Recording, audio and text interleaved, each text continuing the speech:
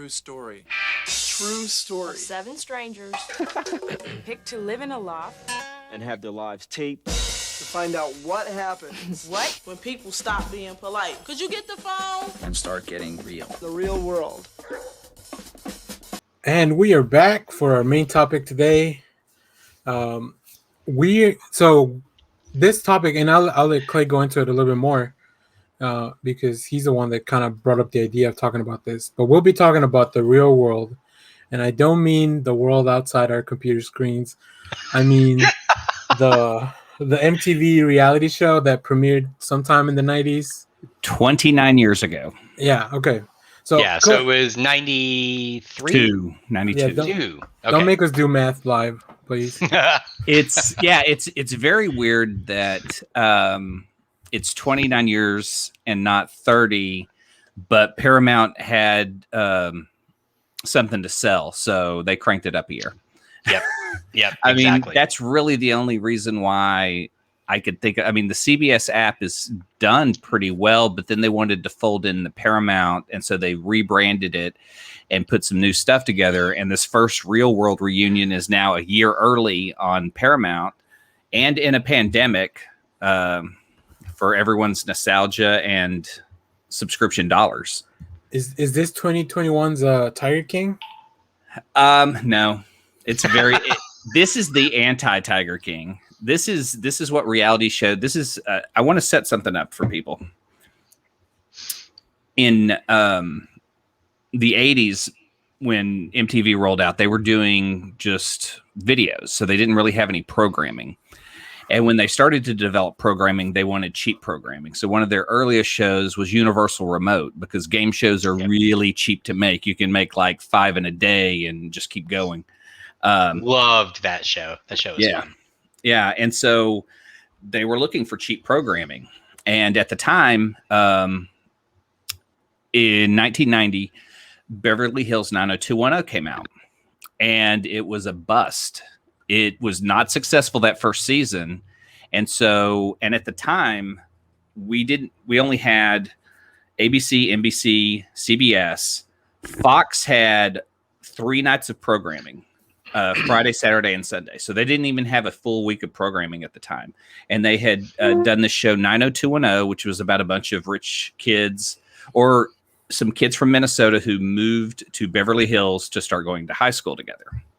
And that first season, it did not do well. It was very poorly received. And Fox didn't have anything better to do than to try to promote it during the summer when everything was reruns.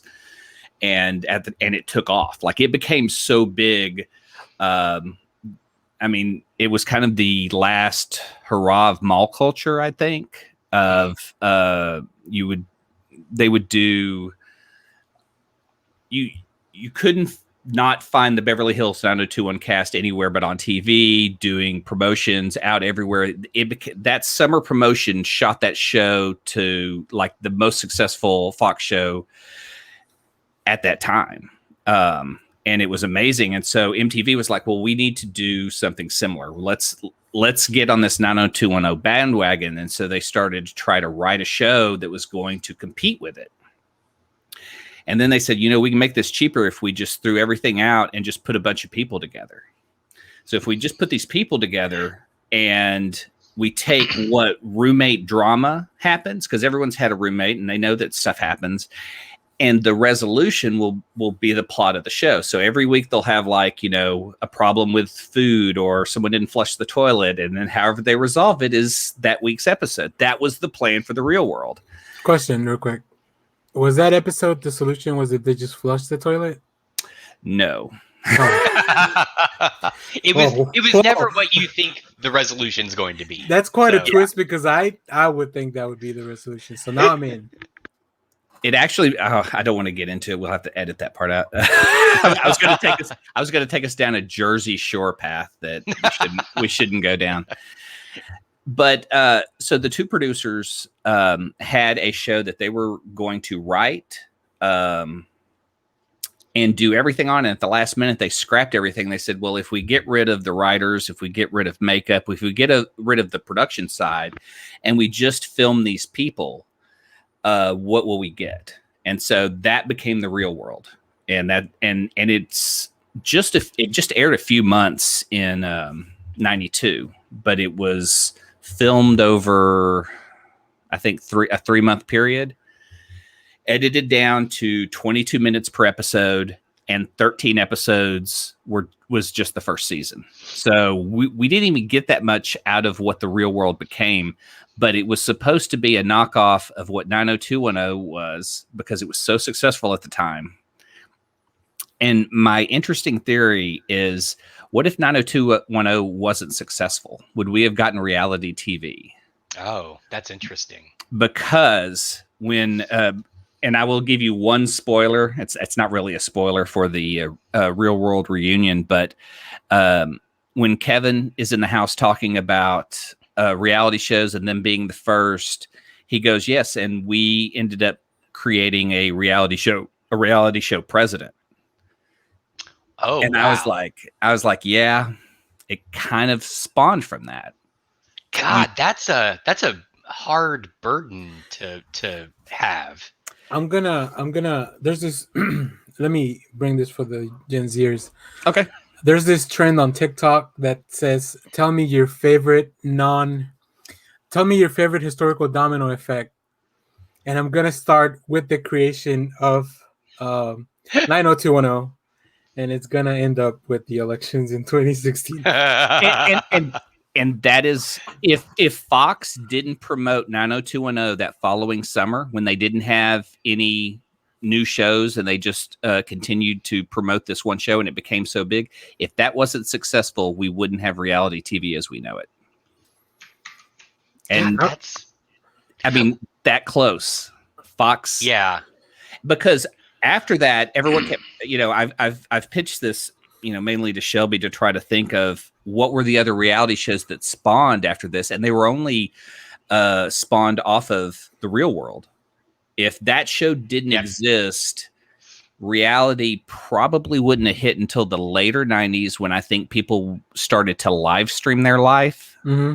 Mm-hmm. And I don't know if those people were inspired by the Real World. Because sorry.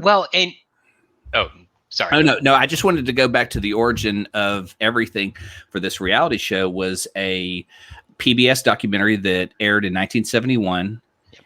And that was kind of the core idea. Like, what if we just filmed this group of people as opposed to a family? And what if we put them in New York without their family? And that's how the Real World came about. But the interesting part is I rewatched the first episode since probably forever ago, is seeing how they kind of quickly put people into little molds. Mm-hmm. Like Kevin's the angry black guy, even though Kevin's very right about America at the time. Right. They put everyone into a position, and that kind of became the mold for reality TV. That's the terrible part of Real World. And they had a lot of discussions back then, but I think if you want to talk about the pure nature of the Real World, it's only going to be the first 3 seasons.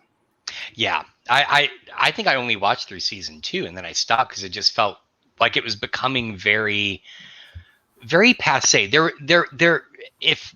this is based entirely on memory, but I loved the first season. And I seem to remember it feeling very raw at the time because I think a lot of the conceits of what would calcify into reality TV that we come to expect in them didn't exist yet, right?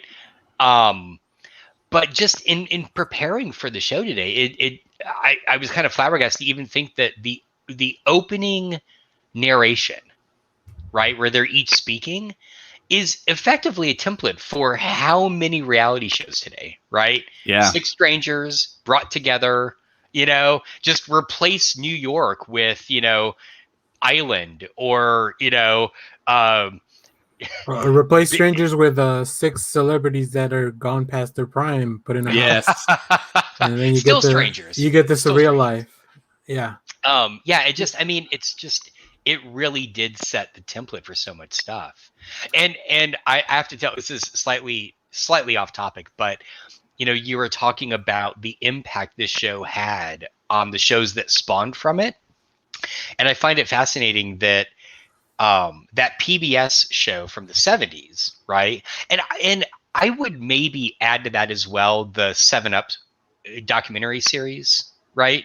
Yeah. The very famous, which the director just British. died. Oh, really? Yeah, he just died like a month ago, I think. But yeah, wow. it was a director who followed a group of children in England from the age of 7, and the idea was every 7 years we'll revisit them.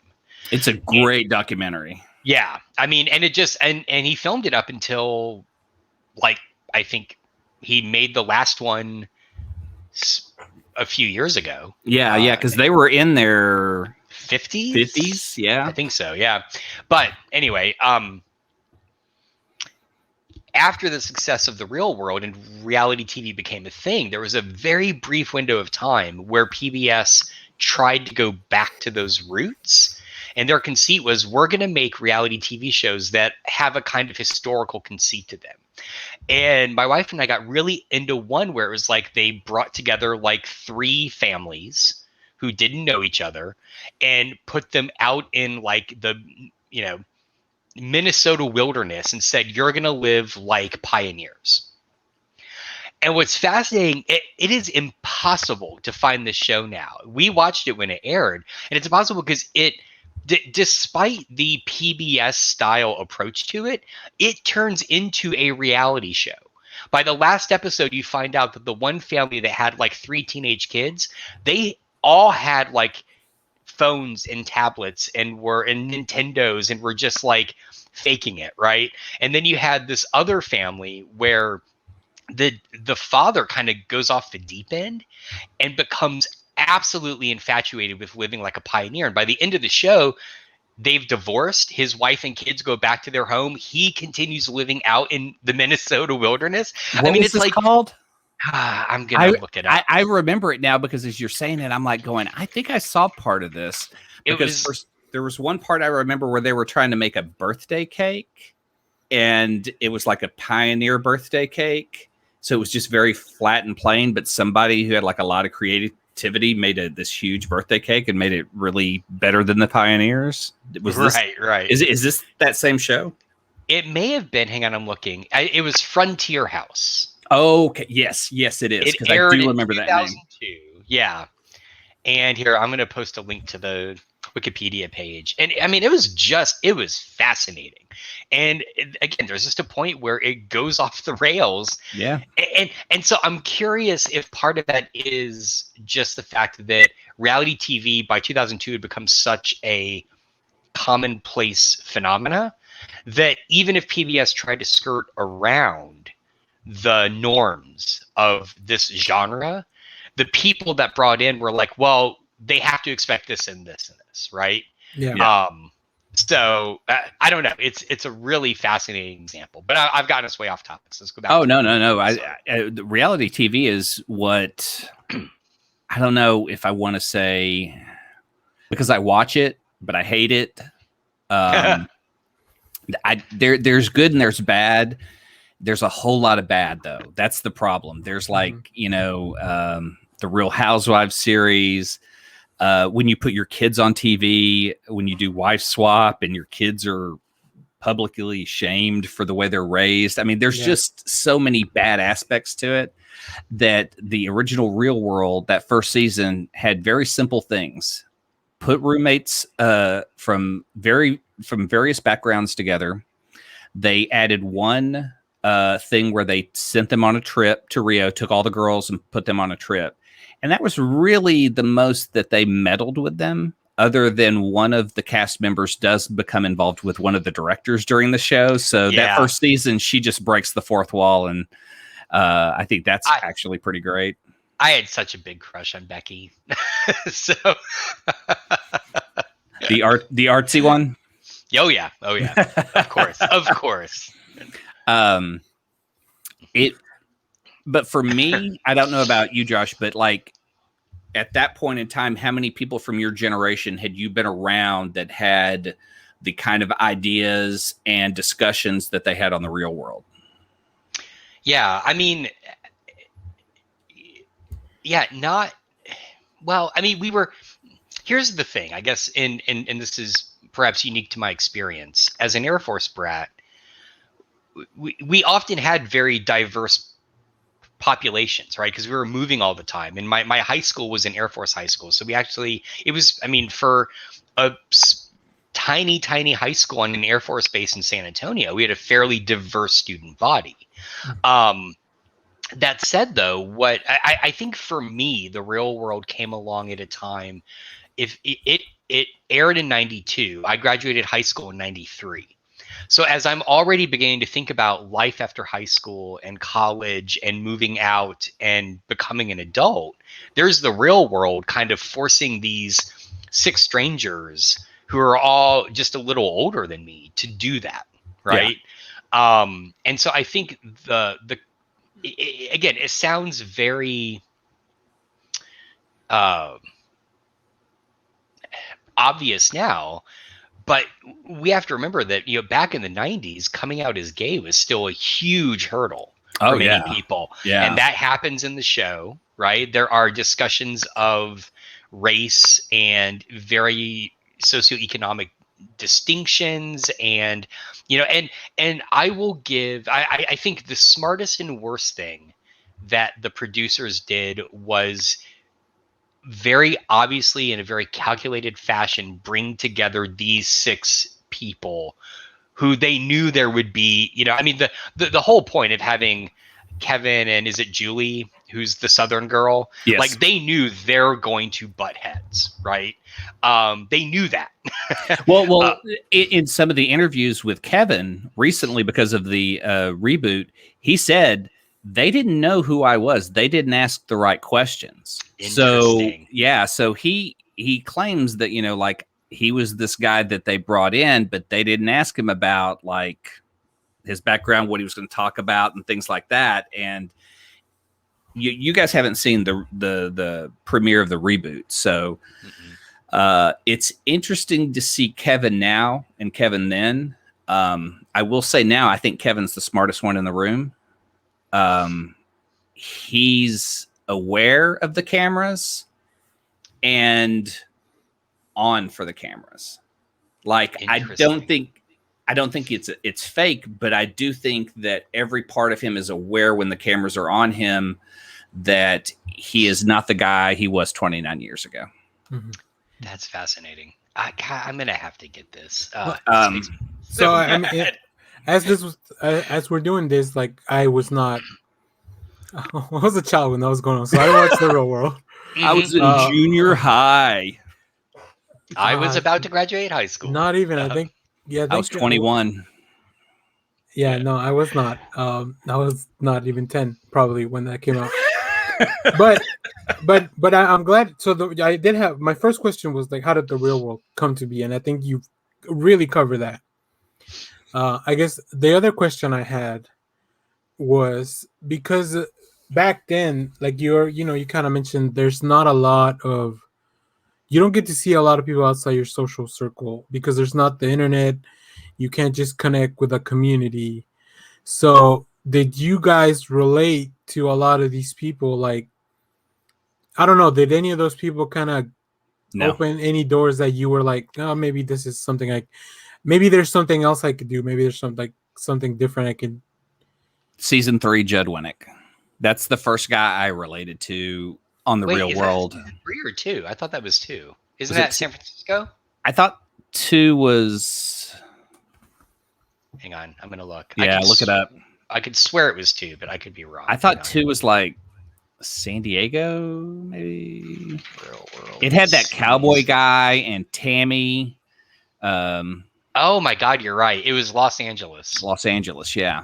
Yeah, that was. I mean, that makes sense, right? First season, New York, one of the biggest cities in the country. Yeah, and they dealt with real important. Like, in the first season, you have the fight with Kevin and Julie about race. Yep. Okay. In the second season, Tammy has an abortion on the show, talks about it openly. Wow. And then I missed season 2. I think it's because I was in college and didn't have cable. Yeah. And actually, in season 2, there's another guy. I think it's the first guy that gets kicked off the show because they feel threatened by him. Oh. And in the third season is Pedro and Puck. And this is another place where I want to talk about where reality shows went two different directions. You could have celebrated people like Pedro. You could have used this forum to talk about the problems that we were having and look for resolutions, but that's not what reality shows are for. And it was really tough to see that people embrace the puck guy over the guy who was trying to tell us about AIDS and this community that was dying. And that's where it's like, you look at that moment and you go, people just saw money and ratings, and that puck guy became every Omarosa in a reality show we got from there on out. It's really sad because now that we're revisiting it 29 years later, we have a chance to kind of address some of the problems in those shows, race, how we are as Americans, and just our generation, because Generation X is really small. That's the thing people don't talk about, is it was kind of the baby bust from 65 to 80, because during that time period, what did we get? The pill and abortion. Yeah. So you had like this smaller group that people didn't have to have kids or have these large families that they had in the past. And so Generation X is really kind of made up of this weird mishmash of people whose half their parents couldn't even get along and are divorced. So our generation is just made up of latchkey kids whose parents were either separated or were both at work all the time. And so we kind of grew up on TV. So when we look at this media that's the way it is, it's because we kind of created this when parents abandoned their kids at home and let TV raise them. I mean, that is such a fascinating idea. I mean, I hadn't thought of it that way before now, but yeah, that it makes absolutely perfect sense. So it just, the weirdest part for me is knowing that we had a reality show president. And I think that third year of Real World, where it kind of became divisive about Puck as a roommate. Yeah. And people just wanted to see the drama. And then that was just fed up until today. Well, and I think that a character like that has a two-pronged effect.